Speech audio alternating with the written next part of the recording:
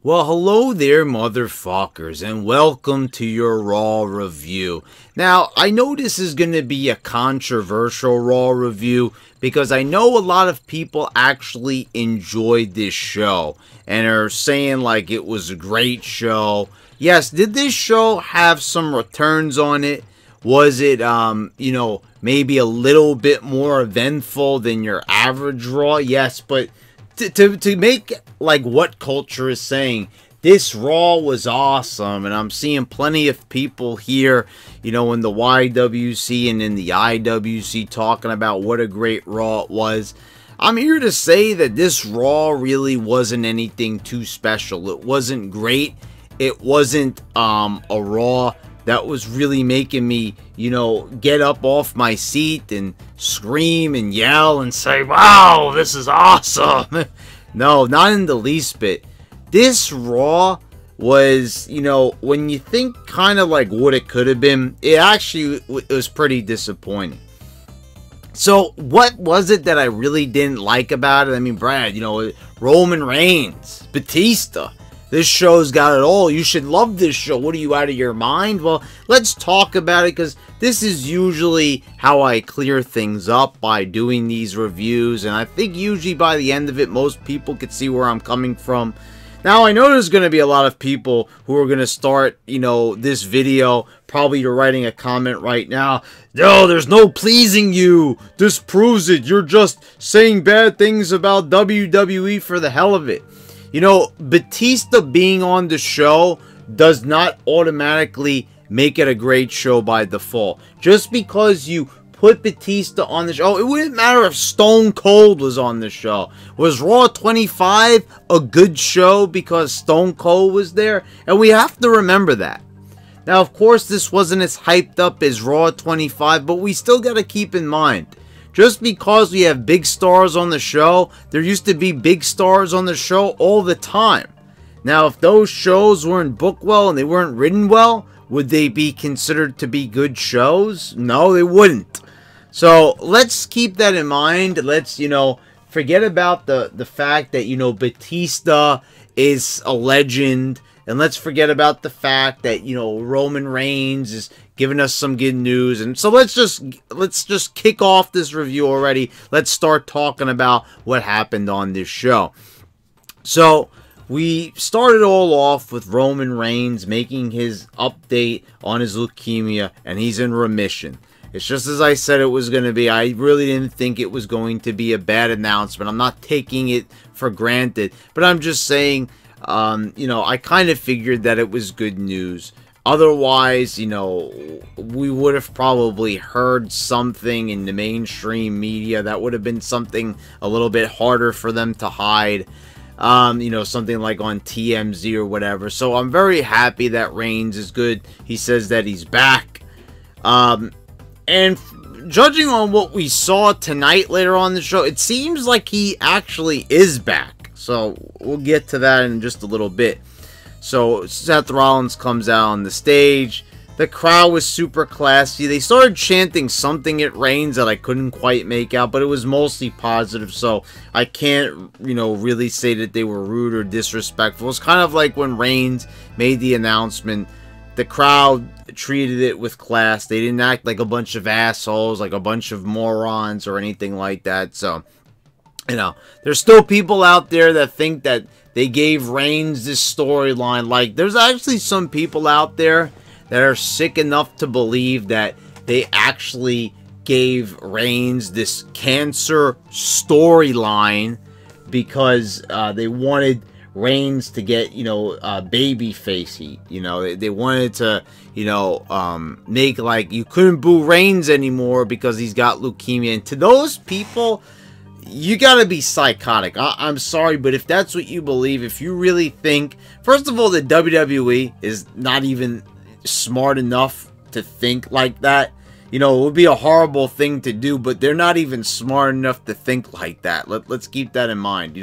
Let's remember the show that we're watching and what we would see later on tonight. This is not an intelligent company. They're not conniving in that way where they could actually make good shows by making evil decisions like that. That's not how they operate. they haven't in a long time. So, you know, Rollins and Reigns hugs, a nice moment there, and we'll move on. It's great to see Reigns back and everything. You know, now all the assholes could go back to booing him. And, you know, I'm just saying now that Reigns is back, well, we'll hold off on that a little bit.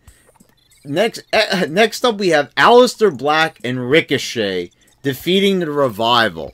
So, as I said, you know, last week, I went a little bit overboard. I got mad that, you know, they brought Aleister Black up from developmental, had him immediately beat Elias, and, you know, but Aleister Black, out of all the people that they brought up on the show, you know, from NXT, he's the only guy that I like. He's the only guy that emits any sort of star power, has any sort of a presence. Seems like they have any type of future in the WWE that is long term.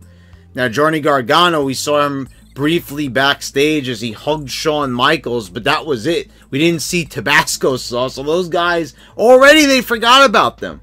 They were the highlights of the show last week, and already they were forgotten about. Nice job. By the way, what about EC3? Second week in a row, he hasn't been on the show. Again, really nice job. We would see him later on in the night for Ric Flair's birthday party. You know, he'd be one of the people on the stage. You know, real nice. You know, I mean, isn't EC3 just so happy that he left Impact Wrestling just so he could stand? I mean, as long as the guy's getting a paycheck, I guess he doesn't give a fuck. But I'm just saying, like, the fact that he has to waste his talent standing around the stage, not doing anything at all last week, not even being seen.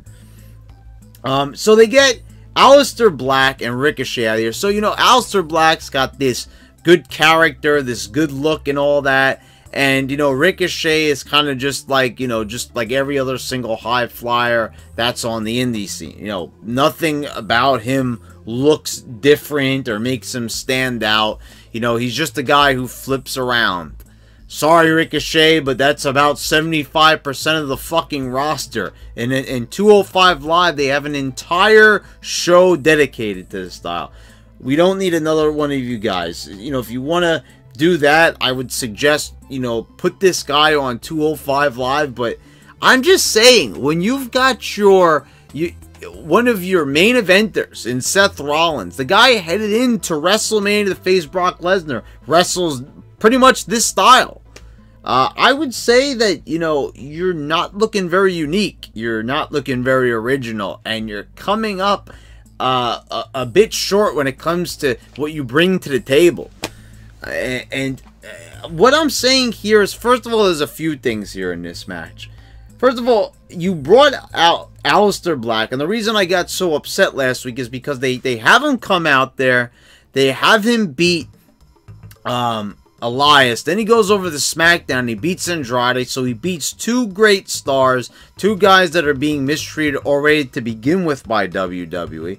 And, you know, so what are they going to do to capitalize off that momentum? He beat Elias. He beat Andrade. So, of course, when he comes on Raw, you think that maybe he'd have another big opponent that he's going to beat. Or maybe, you know, he's going to finally announce that, you know, he wants to be, like, you know, a champion or something like that. But no, what are they thinking of doing with this guy? Let's stick him in a fucking tag team with Ricochet. Now, the problem here, okay, so I understand here. So the Revival complained, and so what they did is they gave him the tag titles. So they give him the tag titles, and then they can't even have them win. They immediately bring up the guys from NXT, have Gargano and Tabasco sauce, plow through the Revival. Then they get the other two guys, randomly mix them up, and throw them in a match with the Revival, and then they beat the Revival. Now, I don't give a fuck about the Revival, but I give a fuck about Aleister Black. Now, why, out of all the things that you could do with Black's character, with Black's look and all of that, the first thing that comes to your mind, well, let's stick him in a tag team with Ricochet. I mean, I mean, out of all the things that you could do with that guy, That's the best you could do. I mean, honestly, this is what I'm saying. Like, this was a great show. Honestly, they got the talent here. There's great talent all over this show, everywhere you look. Like I said, I am one of the people who doesn't believe they have a bad roster like a lot of them. I think they actually have a lot of great stars on here. Are they as great as the stars back in the Ruthless Aggression era or the Attitude era? No, but maybe that's because they're not being lived up to their full potential, so it's not really fair to compare, I guess. I mean, the only thing that we can compare here is how they're being written into the show, which is quite fucking horrible, to say the fucking least. But I'm just saying, there's nothing wrong with Aleister Black. Like, from a standpoint, there's nothing that he's doing wrong. I don't think he needs to go out there and do those springboard flips and everything like that. I don't think that's necessary. Does he need to really, like, copy what Ricochet's doing? And like, what's the point? Like, this guy's got a character. This guy's got a look. There's no need that he needs to do that dangerous ass shit and risk breaking his neck. I mean, enough is enough already. And I'm saying, it's like, there's no reason for him to do that, because everyone else does that, so he might as well not do it and stand out by being one of the few people. I mean, remember when people would take to the skies? It was to set them apart. Remember when Jimmy Snuka was one of the first people to do it here in the States? And you would just say, and then Rey Mysterio, like, popularized it, and you were like, wow. Remember WCW Cruiserweight Division? The first time we saw that, it really stood out. Now, it's stale as fuck.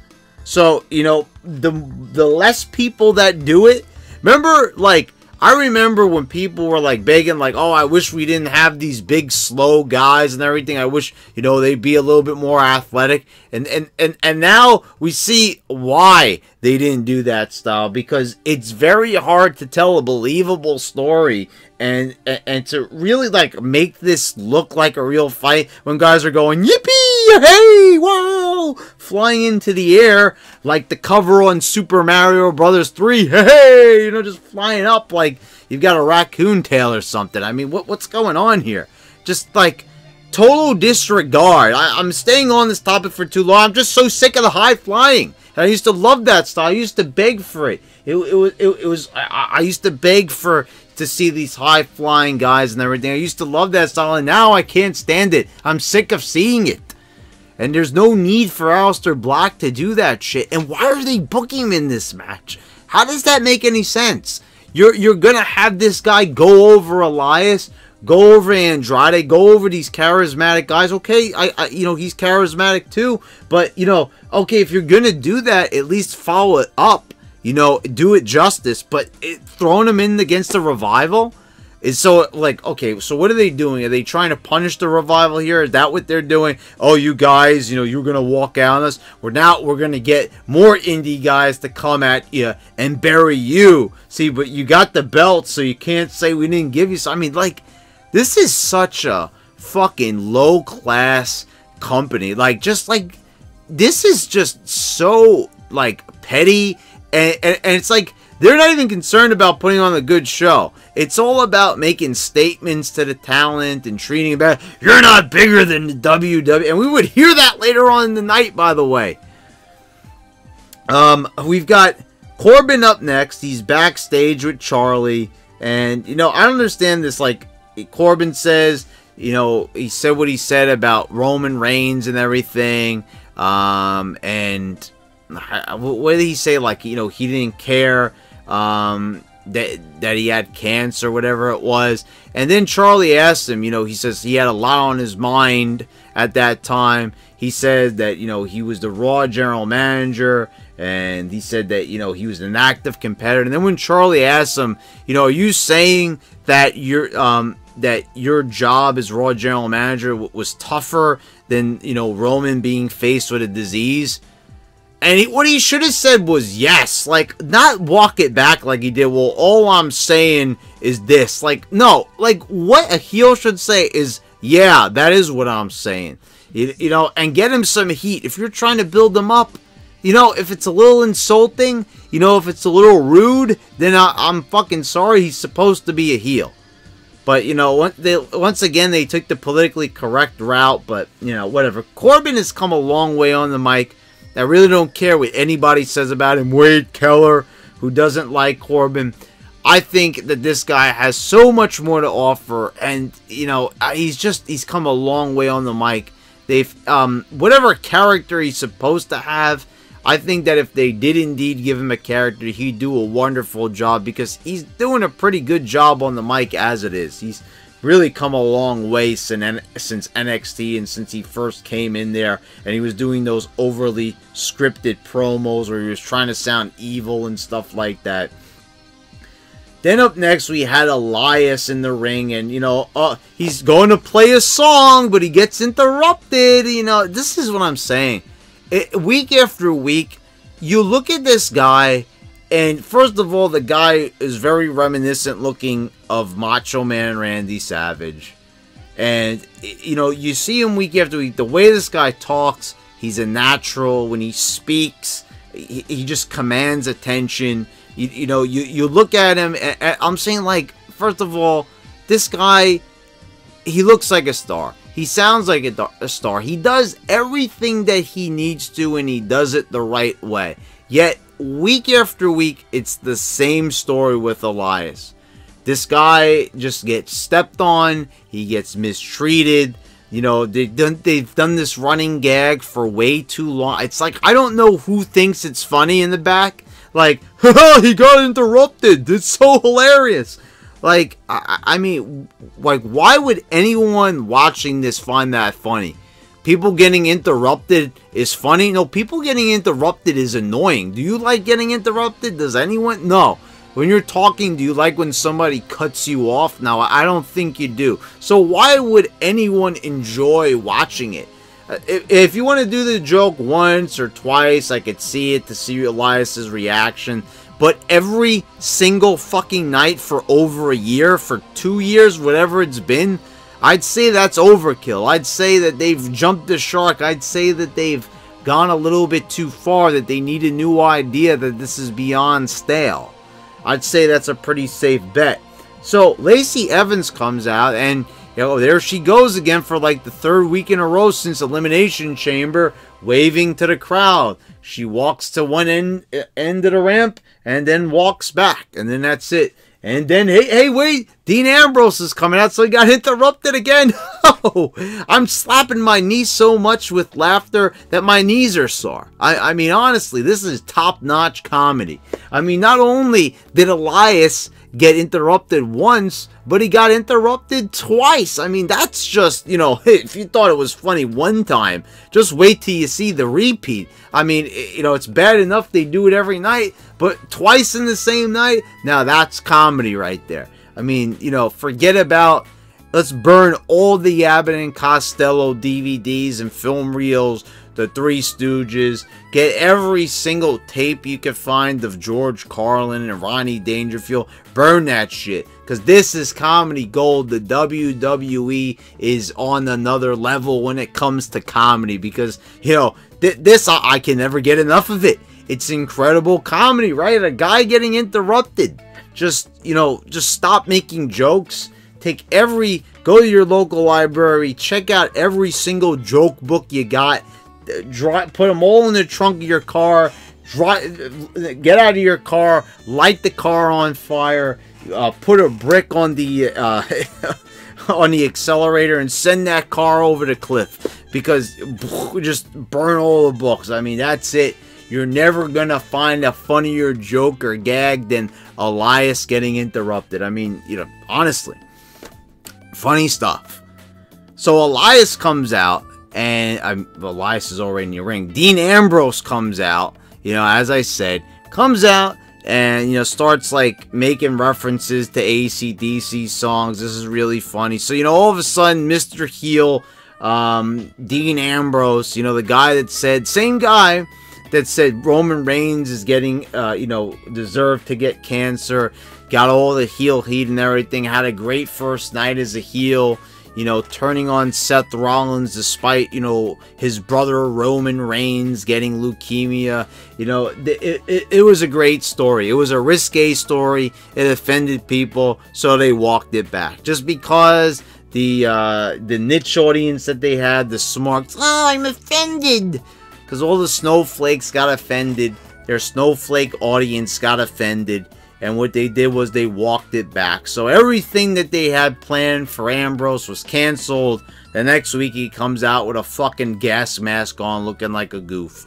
So now he's back out there. He's challenging Drew McIntyre to a no disqualification match. He's coming out there while Elias is in the ring to challenge another wrestler to a match. Then Elias goes to swing the guitar at him. Then Dean Ambrose ducks it, even though he's doing it while he has his back turned.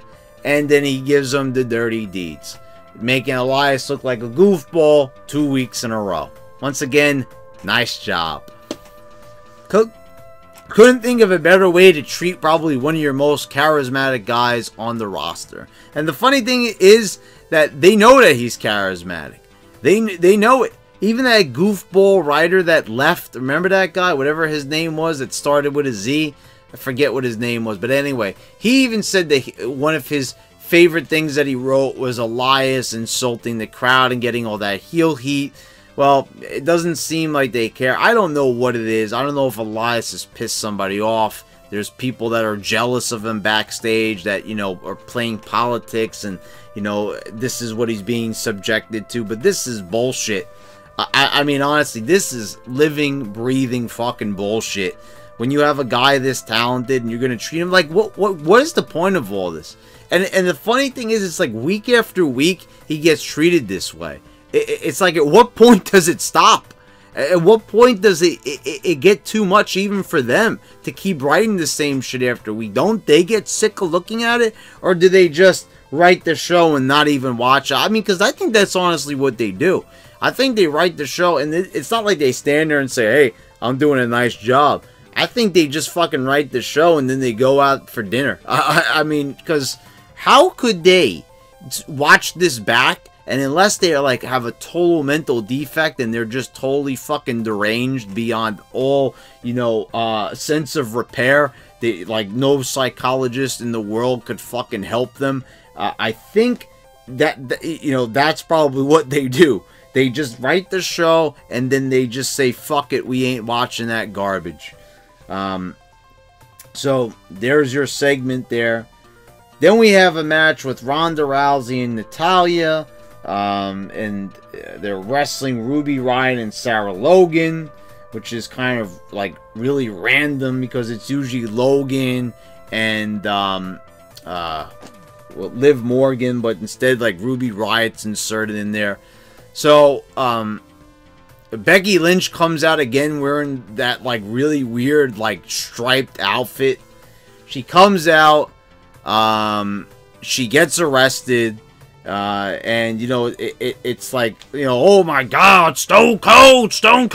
I mean, Stone Cold Crunchy Lynch. You know, it's like, just like, it doesn't matter if you do a Stone Cold moment like that. I'm sorry, but when I'm looking at this, I am just seeing that this is just a really, really sad, like not even a second-rate copy, not even a third-rate copy. I'm talking about like fucking the 16th like level copy right here. I mean, not even close, not even anywhere in the ballpark of the original. I mean, this just looked like, you know, like basically just ripping a scene out of the Attitude Era, but like a really poor budget. Like if somebody were to do it in their basement in their backyard wrestling fed, trying to copy a moment from 1998, you know, when Stone Cold got arrested for driving the Zamboni into the ring. That's exactly what it was. But it was like, oh, she hit somebody with a crutch, quick, arrest her, you know, and they arrest her, and it's just like, wow, she's cool because she got arrested. This is such a great show because they put handcuffs on Becky Lynch and they tried to copy an old Attitude Era scene.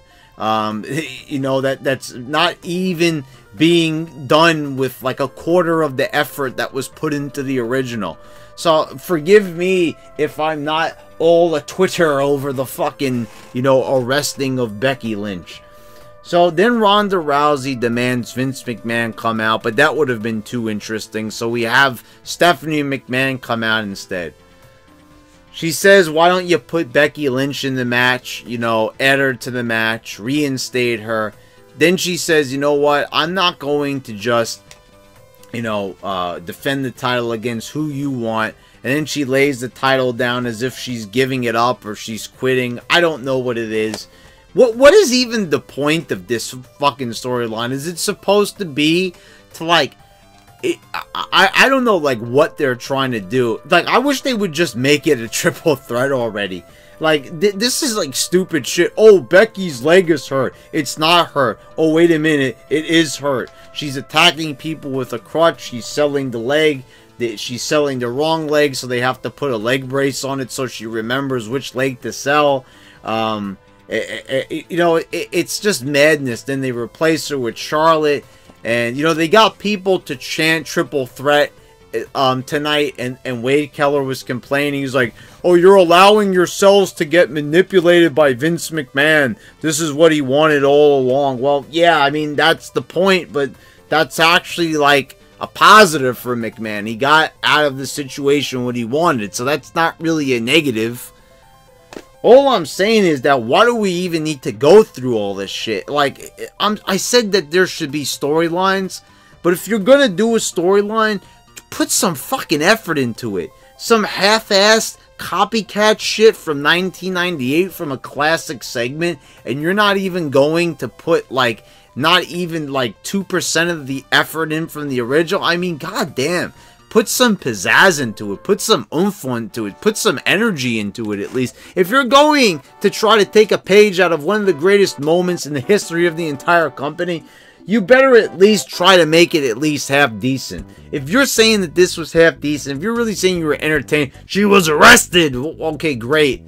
She was arrested. Why is that entertaining? What was great about that? You can't say it was. There was no energy. She came out during a boring-ass tag match, and they arrested her. Wow. Whoa! It's like, I'm so excited. Fucking excitement is just all around us from this, like, energetic moment. So, yeah, Ronda quits.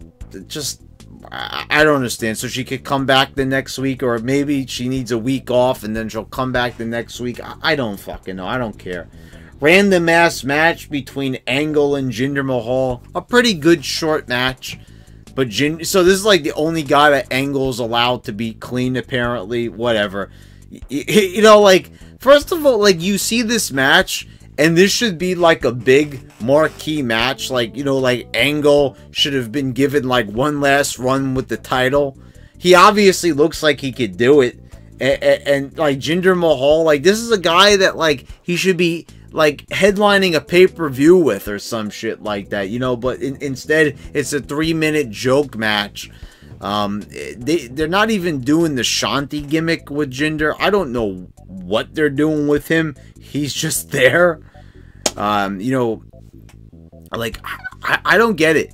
So, like, what was it that Jinder did? What was it? Simply because the fans complained about him being WWE champion? Is that why he's in the position he is in now? I don't know why you don't just, like, why can't he at least have, like, a respectable, like, mid-card position? I don't know. They gave him the U.S. title, then they quickly forgot about it, and now he's just a joke. I don't know. You know, you tell me exactly why you're doing what you do.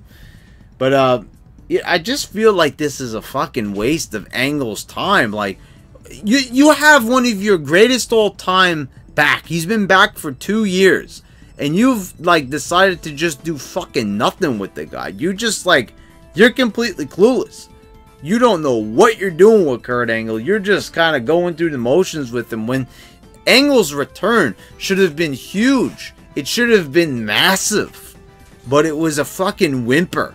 You know, it's like, sometimes I forget that he's already been here for 2 years. And then we had this moment of bliss, which I'm not even sure, like, what this is. Like, there's a few things that I have to say here. Something that I kind of liked, and just, okay. So, what they're doing here is they have nothing for Alexa Bliss. It's very obvious she's been cleared to wrestle. She's already wrestled several matches. she says, you know, see you later, Rhonda. You know, don't let the door hit you on the ass on the way out. But, you know, I have no plans of having her wrestle at WrestleMania, obviously. She said if they need a replacement, they could pick her. Isn't it funny that she was, like, one of the biggest stars not even a year ago? And it seems like ever since she was injured, they don't give a fuck about her anymore. Hey, you know, thanks for getting concussions for us. Now, guess what? We'll just give you a show. And, I mean, this is good maybe to rest her up a little bit. You know, she wrestled a little bit, but this show, just like most talk shows that they put out, it's garbage. You know, she has Finn Balor on it. He comes out smiling. Oh, hey, Balor, I want to see your abs. I mean, like, I don't even get this. Can you guys explain something to me? Okay, so they had Becky Lynch. They had Alexa Bliss all complimenting Balor on his abs. About a year ago, they were going to make this guy like the gay pride, you know, poster boy. So, like, now he's back to being straight again, I guess. I don't know. So, I guess that's, you know, they're completely, like, retconning that shit. They're forgetting about it. It barely even got off the ground, to be fair. So, I don't know if you want to even consider that even to be a thing. But whatever the case may be, she says, like, well, if you show me your abs, I'll show you my... And then, like, Lio Rush comes out. Like, she was going to say something sexual. So, there you go. For a moment, the G-rated product became PG for a moment. Or, you know, slightly PG-13. Whatever you want to consider it. Anyway, comes out. Lio Rush comes out anyway. And, you know, I don't even know. There was just way too many words being said here, if you know what I mean. You know, Leo says he's out here to get Lashley's title back. And then Balor's like, oh, that's not what you said. You said that you wanted the title. And just like, I was like, oh, this is giving me a headache. Like, what are you saying? Just like, just have the fucking match or whatever.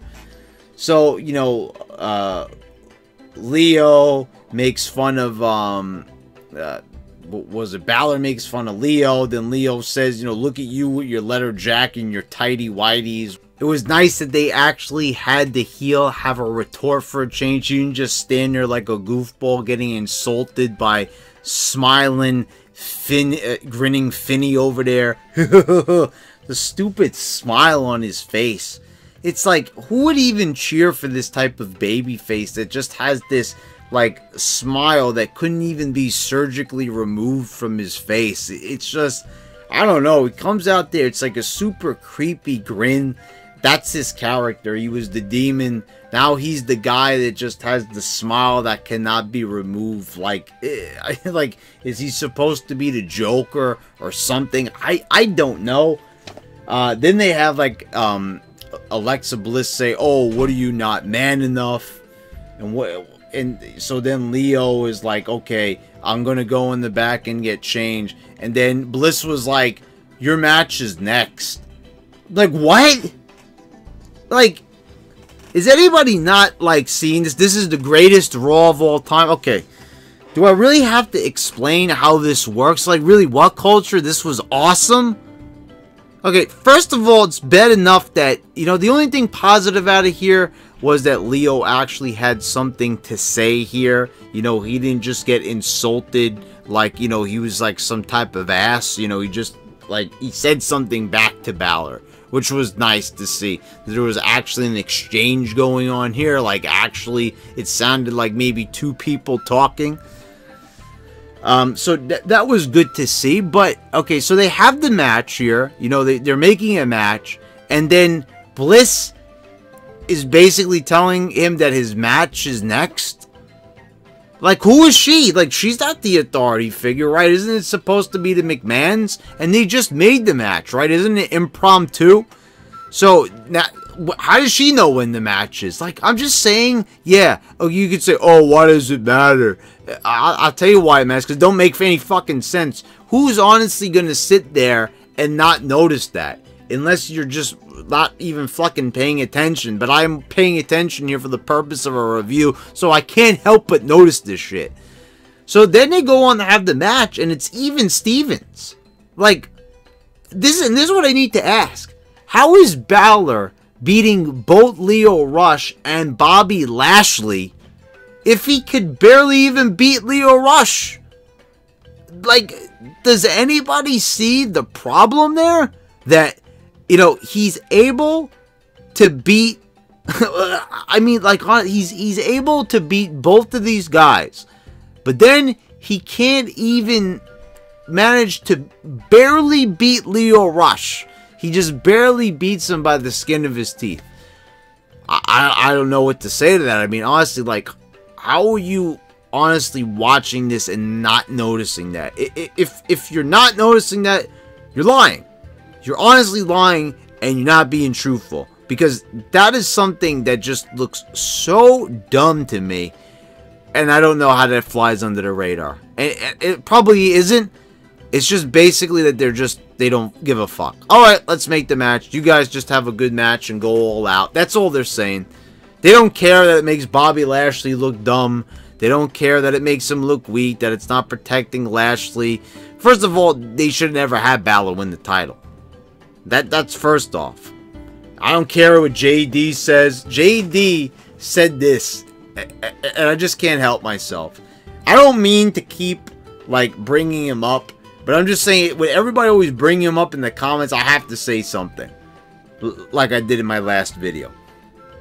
This was great for WrestleMania. How is this great for WrestleMania? How does Finn Balor winning a title, how does that make WrestleMania better? How does that improve it more than what it was going to be? By Balor winning the title, all you did was destroy Bobby Lashley's credibility. What was left of it, if there was anything left of it anyway. But you made the situation worse. A situation that possibly couldn't get any worse with Bobby Lashley in terms of his credibility actually got worse as a result. I just don't know how you do that. But somehow, you managed to do that. Go figure. So, you know, Leo is all upset now. He's arguing with Lashley backstage. And, okay, well, first we got to get to something else here. So, it's Heavy Machinery in the back.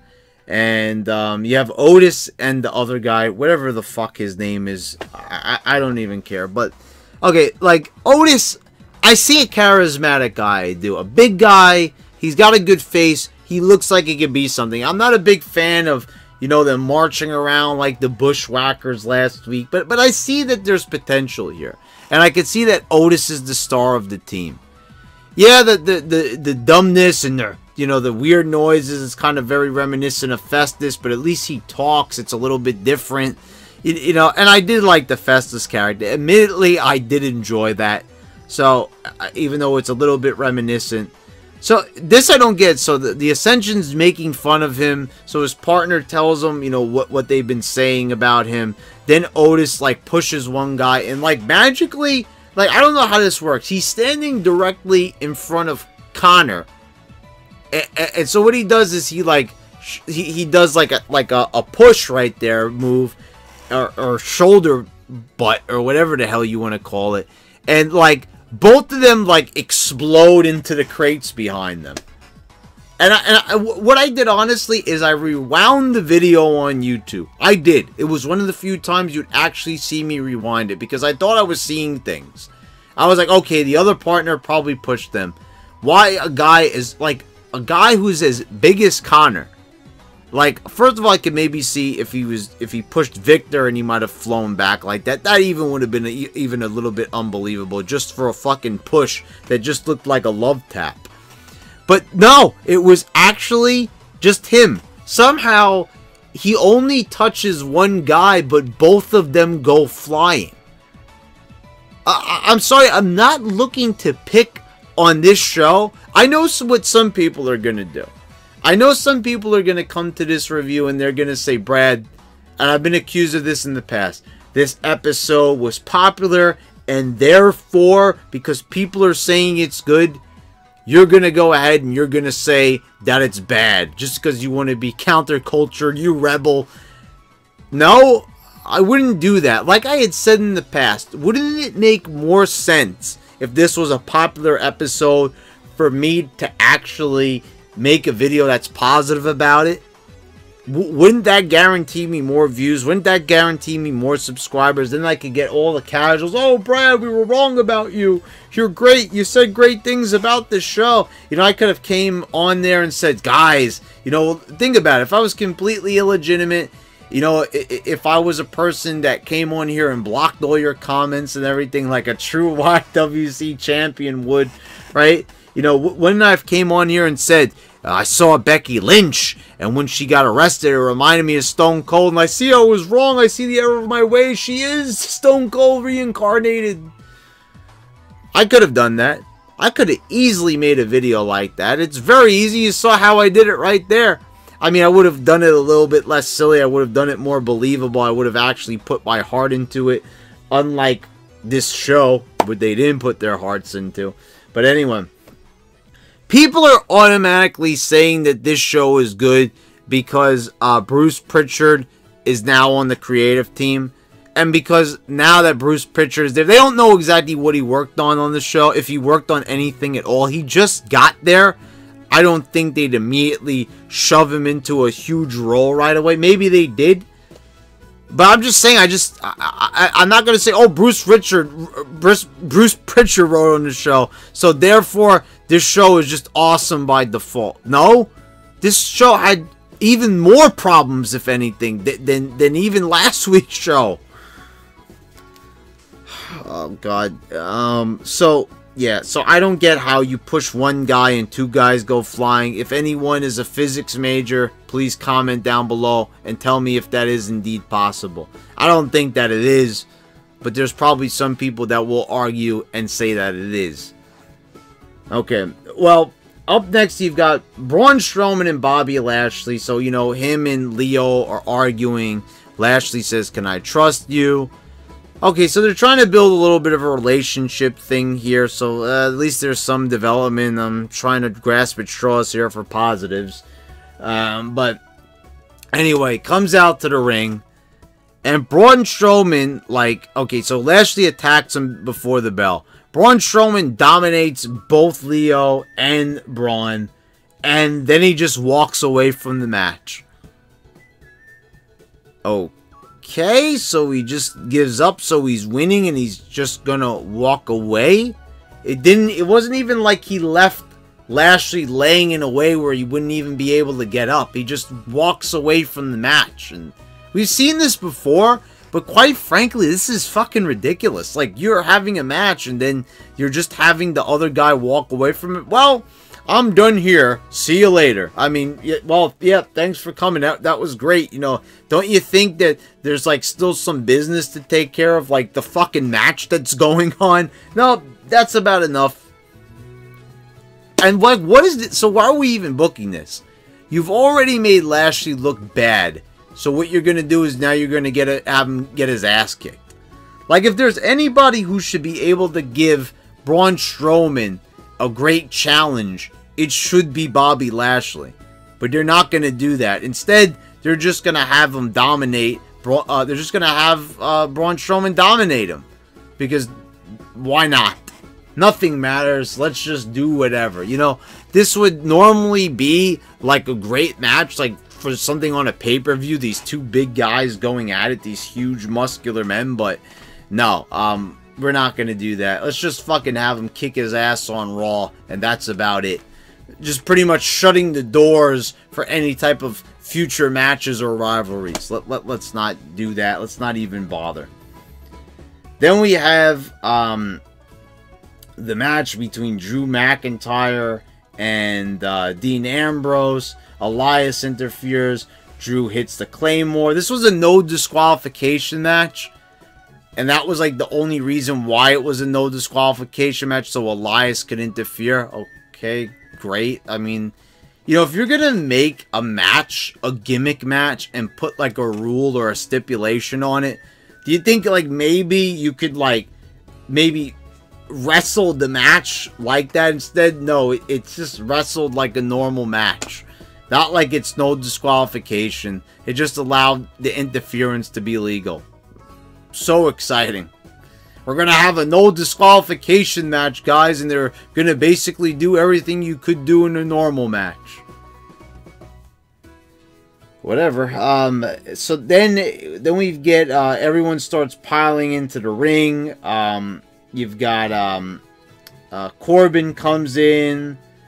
I think, did Lashley jump? No, Elias was in there. Yeah, it was Elias, Corbin, and Drew McIntyre.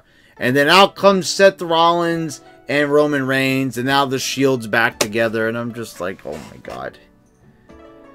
Okay, look, I know that they wanted to have a happy moment because Roman Reigns is back, so I'm going to try to give this a little bit of a break. I'm just saying that you invested so much at first into Dean Ambrose, and now you're just going to fuck it all. Okay, I know he's leaving anyway. That's probably what they want to do. They probably want to go out on the big note. Let's keep the Shield together until Dean goes out again. I mean, come on, guys. Are we honestly going to go through this Shield thing? How many Shield reunions are they going to do? What are we on? The 4th Shield reunion since 2017? Is this the 5th one? The 6th one already? I mean, the team had not even been broken up for not even 4 years. It was like 3.5 years or something like that. They couldn't wait to put them back together. And then they kept doing it. Like, sporadically, every few months, they kept putting them back together, putting them back together. They have Roman Reigns going over John Cena. What do they think to do? Put him back together with the Shield, right back where he started from. I'm just like, oh my god. Why does everyone go backwards during this company? I mean, honestly, can anyone move forward at all? Or are we just going to keep everyone just going to go around in circles? Just like Elias, just like, this is what I'm saying. It's like you people want to talk about Roman Reigns and everything, and how he shoved down your throat and all that, but the guy, they won't even let him break out as the main star because they keep on bringing him back to where he started. The guy is good enough where he can be on his own. It's just like everyone else. They just keep going back to the same thing. They're scared. It's like earlier on the show, Aleister Black. You gave the guy 2 big wins. Okay, go with it. Go with it. Run for the fences. They put him in a tag match after he already beat 2 guys that are super popular. I mean, I don't know. Like, there's no sort of momentum. Okay, you had the big Shield moment. We're all happy Roman's back. But, you know, you just sacrificed how many months of storylines? Dean and Seth hate each other. The match bombs. We're going to forget about the storyline. Like, you did everything in your power to make sure that match bombed. By having them go out there and wrestle a normal match when it was supposed to be a grudge match, instead of them fighting tooth and nail, by having them put the gas mask on, by saying, everyone smells bad. I mean, like, what did you really expect was going to happen? Did you really think it was going to be any different than how it turned out? I mean, for goodness sakes. The fuck is wrong with this company? I mean, they just go backwards on everything. No one is allowed to grow. Like what Stephanie McMahon said in her promo was true. No one's bigger than the WWE, Rhonda. And that just about said it all right there. So let's get through this. Bayley defeats Nia Jax. Okay, great. Fantastic. Could we move on? I mean, like, I'm not going to comment on that. That's stupid bullshit. Nia Jax has this Samoan legacy behind her. She should be dominating. Instead, she's losing to a girl goes like this. I mean, like... And then Nia's making fun of her with the same thing. Let's move on to what everyone's talking about. So, Shawn Michaels comes out with a weird handlebar mustache. Definitely... Like, what is... Shawn Michaels has made some weird-ass decisions. He shaved his head... Now you can see he's kind of growing back his hair underneath the hat. Then he grows a weird-ass mustache. Like, I don't know. Like, what is he doing to himself? Anyway, Steamboat comes out. Then you got Sting. Sting comes out. He really seemed like he stopped to really, like, talk with Bobby Roode for a minute. Hey, you know, just like with you, Sting, they're fucking me over too. Yeah, remember that? Remember my run? Yeah. So anyway, Sting comes out without the makeup. Remember? Yeah, remember last time he was here, what happened? Yeah. So anyway, it's time for Ric Flair's birthday. They're just about to bring out, you know... So this is the funny thing. You've got Stephanie in the ring. And she's the big heel and everything like that earlier in the night. And, you know, and Triple H, the same thing. You know, all these big heels. And now all of a sudden, this is what happens. Let's bring out the birthday boy. Batista is... We see Batista out of nowhere. He drags a cameraman. He says, you know, stay in front of the door. He goes into the dressing room, closes the door behind him, and pulls out Ric Flair. And then he says, do I have your attention? Grunts at the camera, walks away. And people are saying, that's amazing. I'm sorry, but it's not. Let's just get that out of the way right now. I'm sorry, but it's not. Okay, I will say this. They probably didn't want to do anything physical with Ric Flair due to his age. So this is probably the route that they took. I think they could have done something in the ring, though, where he couldn't have got hurt. Maybe where they have, like, one person push him. Or, like, you know, I don't know. They could have figured something else out, I think. That would have worked better. It could have been something just that looked a little bit better than, like, Batista closing the door behind him so you can't see what's going on the inside. And, like, he supposedly beat him up in, like, 10 seconds.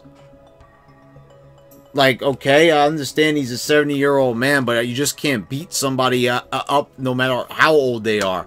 I mean, it wouldn't even...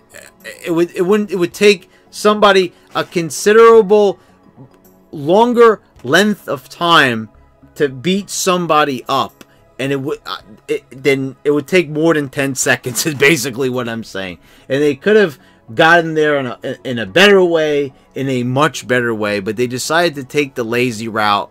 And I don't know if he was, like, already beaten up, what the deal was supposed to be here, but they, you know, this just looked really fucking lame. I'm sorry, it doesn't matter if maybe there was no other way out of it. I think that there was, but you could have done this so much better. I mean, honestly, I'm just saying, if Mae Young could be powerbombed through a table and they could do that in a safe way, I think you could beat up Ric Flair in a safe way too. I mean, at least have the guy get punched or something like that. Punch him in the corner. At least that's fake or something like that. Have Batista come out there, beat up Triple H.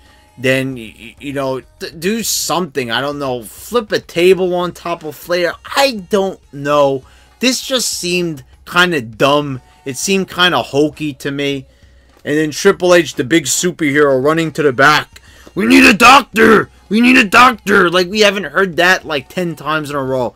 How many times do we even see on this show alone that all the referees come, all these fucking referees pouring out, and then, like, Fit Finlay and Jamie Noble come out? I mean, like, enough already with this shit. With the, oh, I need a doctor every 2 seconds on this show.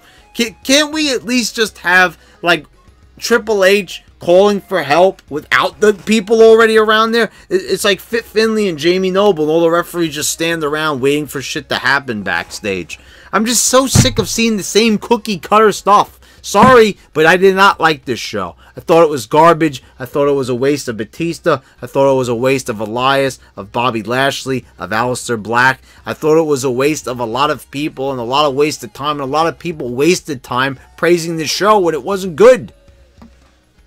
How are we going to determine what a truly good show is if everyone at the drop of the hat says, this is awesome?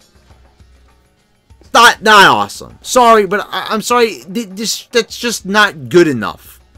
I don't care if Bruce Pritchard is there. He's saving the show. He's saving the planet. He's saving the universe. He bought you lunch. I don't fucking care. The show was not good. This was not good, having Batista just drag Ric Flair after closing the door behind it so you couldn't see what happens.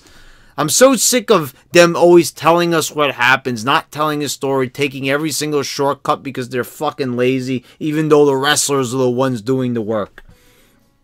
Because they can't be bothered to write a good show. They can't be bothered to write anything intriguing. So it's basically just Batista beat up Ric Flair, and Triple H loves Ric Flair. So Triple H is angry, and he wants to fight Batista because of it. It's just like, this is, I'm sorry, we just come to the point where this is 2019, and I feel like we should be getting better stories. Why are we getting worse stories than what we got 20 years ago? What is really, like, the most valid excuse from that? Like, it's a different time? Yeah, actually, you know what? I'll agree with that. Yeah, it is a different time. It should be fucking better because we've progressed. Society is different. It's maybe, you know, definitely a different way, but like I don't get it. Like, why can't this show be good? I've said it time and time again, society should give them so many different ideas and they choose to use nothing. Make it more reality based. What is the fucking problem? You couldn't do much worse than what you're doing right now. I mean, this is just mind-numbing already. You know, like what they did here in the last segment, it's just like, you're gonna bring Batista back, but bring him back at the very end and just have it be like as anticlimactic as possible. No action. Just bring out Ric Flair, make like he's beat up. They can't even be bothered to put any fake blood on him, so at least maybe it looks somewhat realistic. His collar is a little bit ajar, and he's like, oh. So that's enough, right? That's the big beatdown. Oh my God, he looked so injured. You know, first of all, his shirt is still clean and everything. It still looks pressed. It's barely wrinkled. Just the collar is a little bit ajar. Like, fuck out of here. I mean, like, make it look any faker. Is that even possible? Could it be any more on the? I don't think so. Sorry, guys, but you're wrong on this one. I don't know how you guys felt about it. Let me know in the comments down below if you think I'm totally wrong and you think that this was an awesome, great show and I'm totally missing the point. I'm totally missing the mark and that I should be praising this show to the heavens above. But for right now, all I gotta say is this show is overrated. Not only is it overrated, but it's almost overbearingly overrated. If anything, this show went to show that even when they have Batista on the show, that they still can't put out a decent product. So guys, if you did like the video, please hit a thumbs up and subscribe and click the bell so you get all the notifications when I post all my new videos. And guys, this has been your YWC champ, and I'm signing out.